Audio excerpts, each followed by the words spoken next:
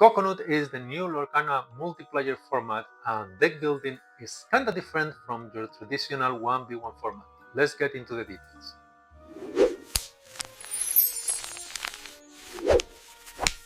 There are two main parts of Coconut that make it different. First, that is multiplayer, and secondly, that is almost singleton. We've learned a lot on Magic over the years of playing and making decks for Commander, and one thing we learned is that if you've got three opponents, they are drawing one card per turn for one card that you draw.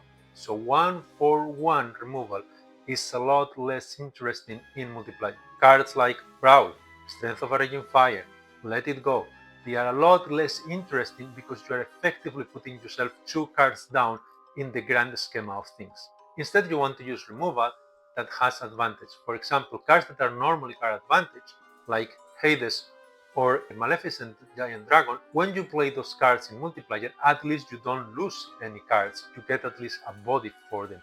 So those cards are a little bit worse, but not that bad. However, there is another option for multiplayer efficient removal, which is general damage.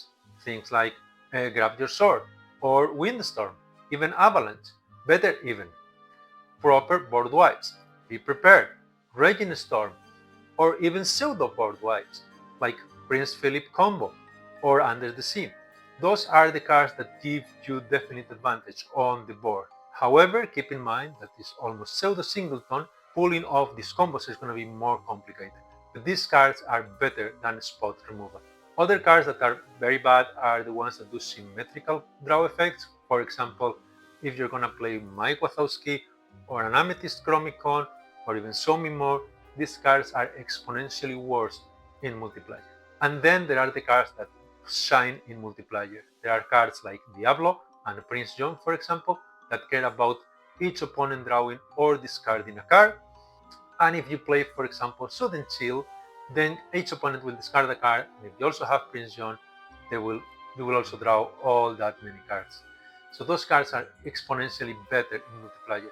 Of course, don't forget our favorite card from Attack of the Vine for multiplayer, Source of the Vine. We always want to ask, do you want to pay the one?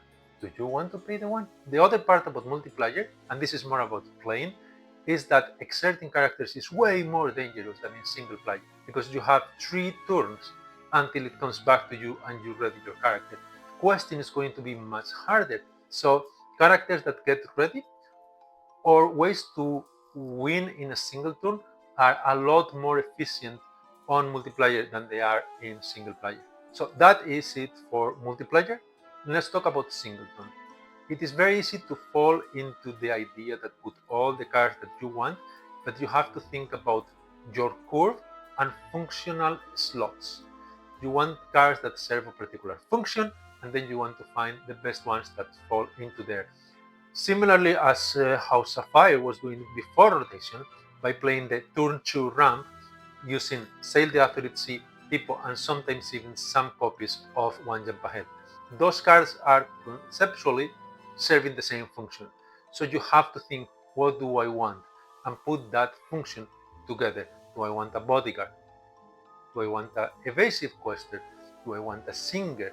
And then you find the best cards that fit into your spots.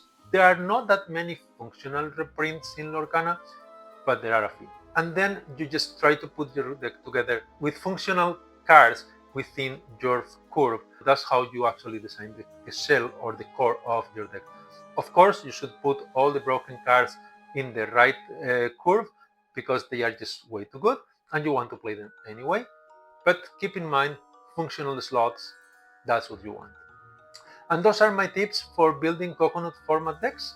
I have built a couple of Coconut decks, but I haven't tried it yet. Have you? Let me know in the comments. And if you have any other tips, let me know as well. And as always, if you want to be in the loop for more content like this, click on the subscribe button and join the Misfits crew. Happy brewing! See you next time.